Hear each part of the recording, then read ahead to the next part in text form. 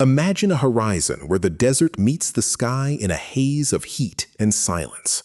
Out of that emptiness, a black silhouette rises, sharp and absolute, carved against the dying sun. It is not a mirage, nor a memory of a forgotten dream. You are standing before one of Rajasthan's black stone fortresses, a structure that logic insists should not have endured. The wind carries the scent of dry earth and old iron, whispering across ramparts that have defied 1,000 years of siege and storm. Time, it seems, has been breaking its teeth against these walls and losing. These fortresses were built not merely to defend a kingdom, but to make a pact with eternity. Yet beneath their shadow, a profound unease takes hold, a sense that we are gazing upon a truth deliberately hidden from the modern world. The stone itself is dark as a shuttered sky, absorbing light as though it feeds on the centuries. What began as royal ambition transformed into something else entirely. A silent architectural ghost story written in basalt and obsidian. The very act of looking up at their unbroken parapets invites a dangerous question. How did a civilization, armed only with muscle and reverence, raise these impossible citadels into the sky? Mainstream history offers its comforting timelines, its assumptions of wooden scaffolding and bull-driven pulleys. But you are not here for comfort, and history, as we are about to discover, speaks in riddles. The most colossal of these enigmas is Kumbhalgarh, with its serpentine wall snaking for 36 kilometers across jagged peaks. Then there is Mehrangarh, heaving upward from a volcanic hill, its massive blocks looking as though a titan had stacked them during the creation of the world. On its polished surfaces, ancient battle scars are still visible, grooves left by cannonballs that failed to break its spirit. Archaeological surveys confirm that the stone used is not uniformly local, a fact that deepens the chasm of our understanding. Some foundation blocks weigh over 10 tons, transported across vertical terrain that would challenge a modern crane. Inside the fortress chambers, the air is permanently chilled, a still, dry cold that feels less like physics and more like the breath of an old memory. For generations, scholars have dusted off manuscripts seeking the building plans, the lost engineering diagrams that would explain these feats. Those documents remain unfound, as if the very secret of construction was considered too sacred to be confined to paper. Where the written record stays mute, folklore sings a darker chorus. Local whispers have long held that the architects were guided by wisdom from the deep desert, a celestial geometry dictated by the stars. Some speak of a master mason who fasted for 40 days, only to sketch the final design in a fevered vision on the last grain of sand. A darker hypothesis suggests that the mortar binding these stones was not merely lime and clay. Given the bewildering longevity of the walls, some researchers theorize about a lost biocomposite, a recipe involving jaggery lentil paste and desert resins, now chemically unbreakable. The theory is unproven, but it lingers in the mind like the aftertaste of a forbidden meal. Stand at the base of the Vijay Stamba, the Tower of Victory, and you confront another layer of the labyrinth. Carved from the same unyielding stone, it rises 9 stories without a tremor, its ornate friezes as sharp today as when the chisel last left them. Mainstream analysis cannot explain the acoustic precision that allows a whisper at the doorway to be heard clearly at the uppermost balcony. This structural perfection triggers a chilling reflection. We are not looking at trial and error construction, but at a codified, lost mastery. The forts did not just repel invaders, they repelled decay, as if the stone had been taught to forget how to crumble. Turning away from the grandeur, we find the human toll etched into the ghost villages, clustered behind the outer defenses. These were not just barracks. They were self-contained worlds designed to survive decades of isolation.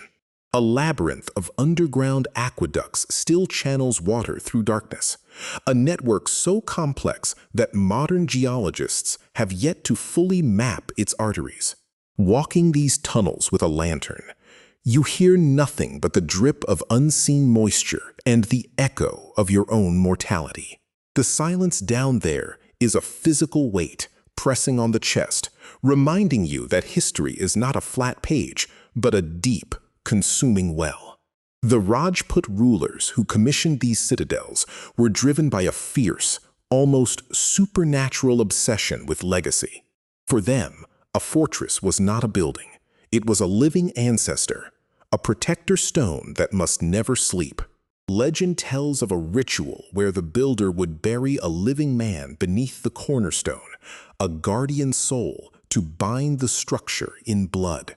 Whether a literal sacrifice or a symbol of absolute devotion, the story stains the stone with a quiet horror. Generations of families lived and died within these walls, passing down not just traditions but a sacred duty to resist the erosion of time. We tell ourselves that time reveals all things, but as you look upon these ruins, time seems only to be holding its breath. The desert sands should have swallowed these monuments long ago, inching them grain by grain back into the earth.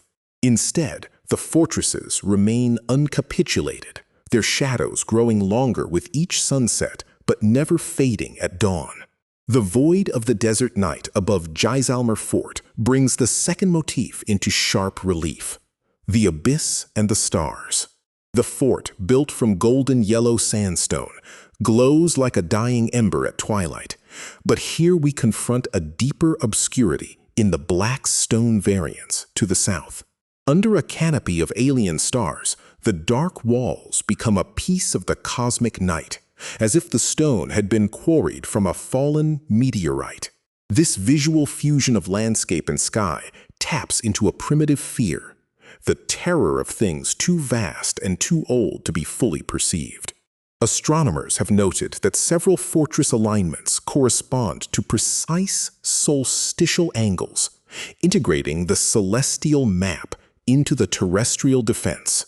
The heavens, it appears, were not just decoration but a strategic layer, a clockwork of light and shadow governing the ritual life of the court. Every courtyard becomes a sundial. Every archer slit a pinhole to trace the transit of Venus. Moving through the labyrinth, we find ourselves trapped between competing theories, each discarding a piece of the puzzle in favor of a neat answer. Some say it was limitless royal wealth and slave labor, a simple equation of misery and muscle. Others point to deep geomagnetic alignments, claiming the black stone possesses unique crystalline properties that stabilize the molecular structure. This fringe theory, while scientifically laughable to mainstream geologists, refuses to die because it tries to answer the unanswerable. Why are they still standing? The more pragmatic historians speak of a climate that naturally preserves, where dry air petrifies wood into iron and mud into brick.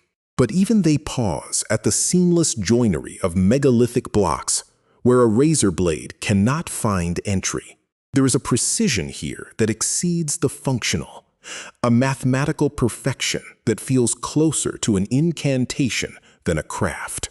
We are left clinging to the fragments of pottery and rusted scimitars excavated at the base levels, clues that offer no satisfying conclusion. The massive iron gates, studded with spikes to repel elephants, still swing on their hinges after 8 centuries. The blacksmiths who forged those hinges supposedly quenched the metal in a secret mineral bath drawn from a now-vanished spring. The bath was said to grant immunity to rust, a fluid secret that the smith took to his pyre rather than reveal to the Mughal usurpers.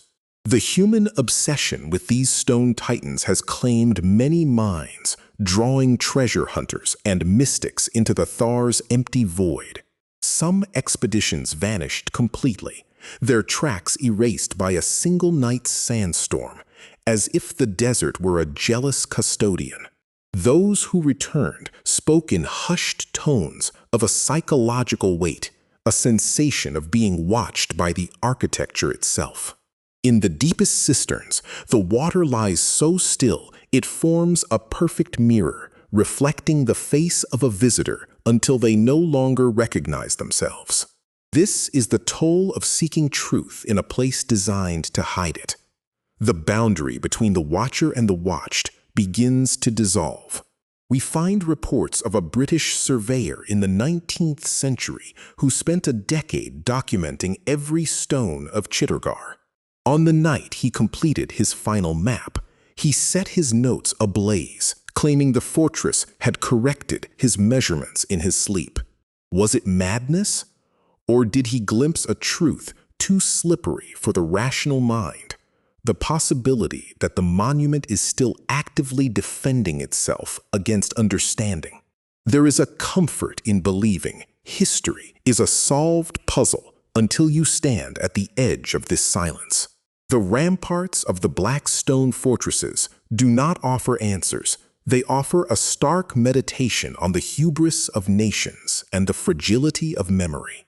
We are accustomed to monuments collapsing, to the glory of Rome turning to dust and the statues of pharaohs crumbling into sand. These structures invert that expectation, standing as a rebuke to the natural order of decline. The concept of a fortress built to defy time contains a seed of existential dread. It implies a battle against the fundamental current of the universe. And yet, the stone does not care about our dread. It simply waits, absorbing the heat of noon and releasing it at midnight like a sleeping dragon's breath. We enter the final movement of our journey, where the metaphorical fog begins to roll over the abyss. The deeper we look, the more the fortresses resemble fossilized thought rather than mere defense mechanisms. Perhaps the black stone was chosen not for its strength, but for its symbolic density. A material heavy enough to pin reality down, to stop the world from changing. In that reading, the walls are a desperate spell cast by a civilization sensing its own twilight. They built not to keep invaders out, but to keep the past in, preserved forever in a vacuum of shadow. You realize that the dust motes dancing in a shaft of light inside Rang Mahal have been dancing there for centuries, undisturbed. The reality of the fortress is a single, endless moment where the king still holds court in the invisible ether. This enduring enigma leaves us not with a neat closing narration, but with an image, a lone caretaker lighting a mustard oil lamp on a high bastion. The tiny flame reflects off a surface of dark, polished rock, a pinpoint of light against the infinite darkness of the consuming desert. That flame is our consciousness, flickering and small, trying to illuminate a monument to the unknowable. We are left staring into the abyss of history, asking a question that has no definitive echo. What lost magic, what forbidden science, what profound human desperation lifted these stones to the sky? The fortresses do not answer, because their very silence is the answer. A testament to a truth we have forgotten how to hear. The sands shift, the empires vaporize, yet the black stone remains, holding its vigil on the edge of time. And in the end, the most terrifying and beautiful fact is not how they were built, but that they are still here, waiting for an era that understands them. The gates remain open, yet we lack the key of comprehension. As the last light fades from the desert, you understand that the mystery did not begin with the first stone laid, nor will it end with the last stone standing. It simply persists like a heartbeat in the deep rock, a defiant pulse against the eternal fade. Carry that image with you, the black silhouette against the stars. And know that some riddles are meant to outlive the questioner. We return to the world of logic, but a piece of us stays behind, lost in the labyrinth of the lockless, unassailable stronghold.